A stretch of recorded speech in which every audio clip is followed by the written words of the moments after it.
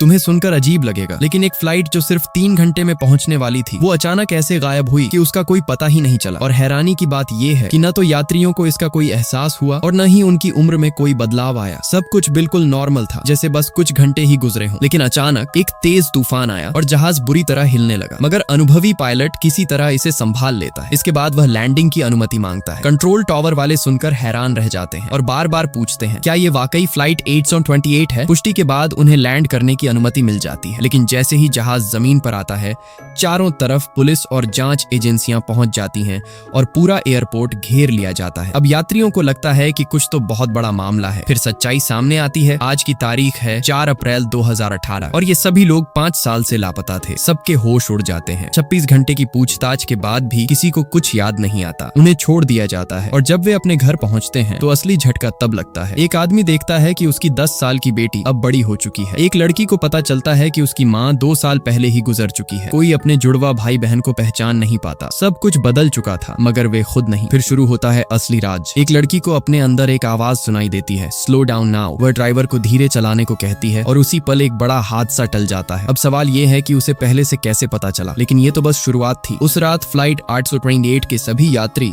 एक अजीब खिंचाव महसूस करते हैं और बिना कुछ कहे सब एक ही जगह पहुंच जाते हैं। एयरपोर्ट के पास अचानक वह जहाज जोरदार धमाके से फट जाता है। अब सवाल ये है कि यह सब क्यों हुआ और इन 8 सालों में आखिर क्या राज छिपा है।